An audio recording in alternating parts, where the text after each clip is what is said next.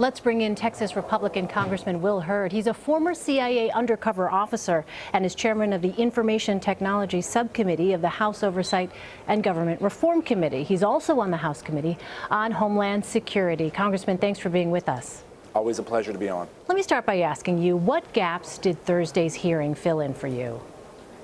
Well, what's important is to talk about what are the intelligence gaps that we have, and that those that are involved in our intelligence community are articulating a common picture of what the threat is out there. One of the things in the intelligence world you always have to think about is what is the strategic question we're trying to answer, and how can we solve and get information to round out that picture. Do you feel like you have a fuller picture after the hearing? I think it's improved. I think there's still going to be a lot of questions. And here's the reality. When it comes to intelligence, a lot of this information shouldn't be out in the public domain. In order to answer some of the strategic questions that we need answered, you need very well-placed human sources. And those human sources are putting themselves in harm's way.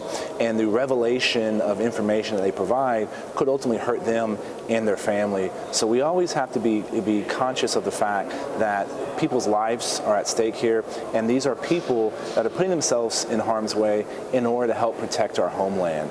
And so a lot of the questions that some may still have are going to probably be answered in a classified environment.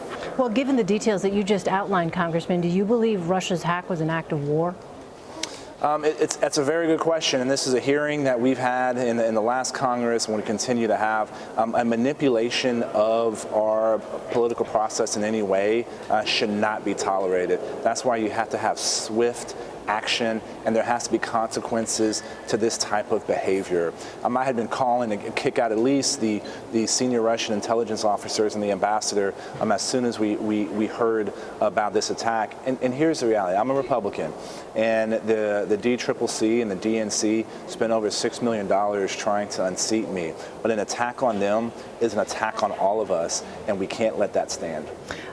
Switching gears just a bit, but sort of on the same topic here, a transition source tells CBS News that the president-elect would like to, quote-unquote, streamline the CIA and the Office of the Director of National Intelligence.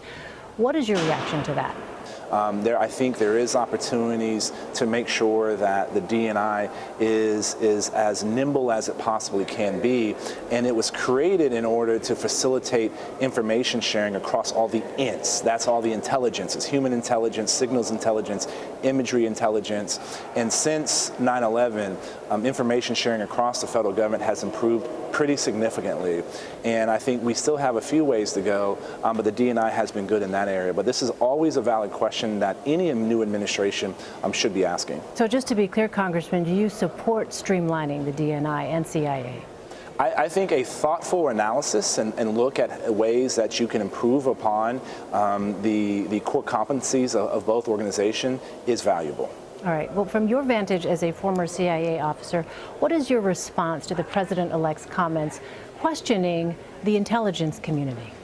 I think once you sit in the seat, this relationship between the president and the intelligence community, you have to come up with a battle rhythm.